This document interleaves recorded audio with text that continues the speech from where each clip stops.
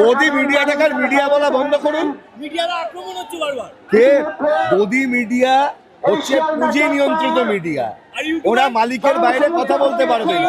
ইউটিউবারদের মধ্যে স্বাধীন সত্তা কাজ করে, কিন্তু তাকেও নিয়ন্ত্রণ করার একটা প্রচেষ্টা কেন্দ্র এবং রাজ্যের সরকারের পক্ষ থেকে হয়েছে।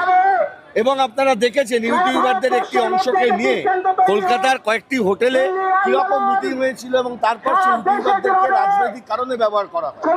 ফলে social media, print media, electronic media প্রত্যেকটার পরিসরকে নির্দিষ্ট করে আমরা যদি বিচার করি তাহলে আমরা বুঝতে পারবো। কিন্তু মিডিয়ার বেশিরভাগ জায়গাটা আজকে পুঁজি নিয়ন্ত্রিত হয়ে গেছে।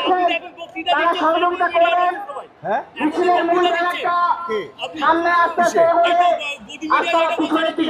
গদি মিডিয়া কি বলবে? গদি মিডিয়া তো কোনো কিছু বলতেই পারছে না, তারা বলবেটা কোথা থেকে? তাদের অধিকার আছে নাকি বলবার? আদানির পুঁজির টাকা খেয়ে আদানির বিরুদ্ধে বলবার ক্ষমতা তাদের থাকবে? মালিক কখনো খিদমতকারকে, মানে খিদমতকার কখনো মালিকের বিরুদ্ধে সমালোচনা করতে পারে? आज जो इस मिचिल के लिए इतने सारे पुलिस इकट्ठा हुए हैं, ये क्या रेप के टाइम होते हैं? Modi fail.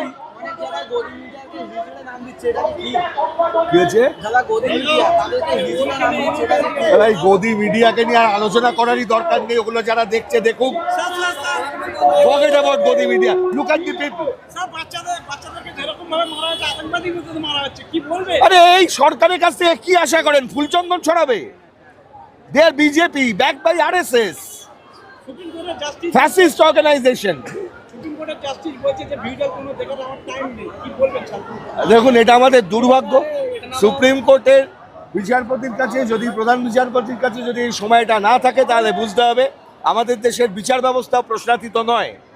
Supreme court is supreme because of its status, সর্বোচ্চ বলে সুপ্রিম, একেবারে কোনো রকম প্রশ্নাতীত বলে সুপ্রিম নয়। ইট ইজ সুপ্রিম বাট ইনফ্যালিয়েবল, এটা মনে রাখতে হবে। সর্বোচ্চ বলে তাকে আমরা সম্মান করি, একদম নির্ভুল বলে নয়, দুর্ভেদ্য বলে নয়, এটা মাথায় ঢোকাতে হবে। সুপ্রিম কোর্টের রায়ও রিভিউ হয়। আজকে সুপ্রিম কোর্ট যা বলেন 30 বছর পর উল্টো কথা বলতে পারেন, ঠিক আছে?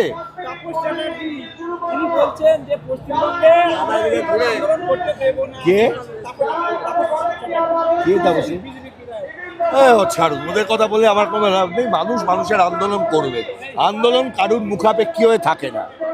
মানুষের আন্দোলন যখন ছড়িয়ে পড়ে, সে আন্দোলনের ঢেউ সর্বত্র পৌঁছায়।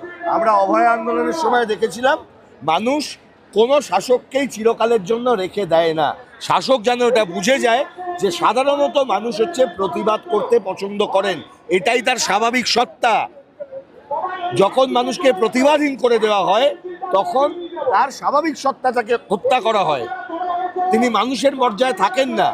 এই যে অন্ধভক্তদের নিয়ে এত সমস্যা হচ্ছে, তাদের সাথে যদি আপনি ব্যক্তিগত পরিসরে কথা বলেন, দেখতে পাবেন দে আর সিক, অসুস্থ, এবং অনেক রকমের ফ্রাস্ট্রেশন তার রিফ্লেকশন হয়। আর সেটাকে এই ফ্যাসিস্ট যারা, তারা ব্যবহার করে।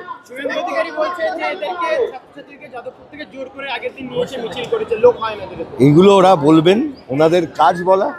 বিজেপি এই আন্দোলনকে সমর্থন করবে এমনটা ভাবার কোনো কথা নেই, আমরা ভাবছি।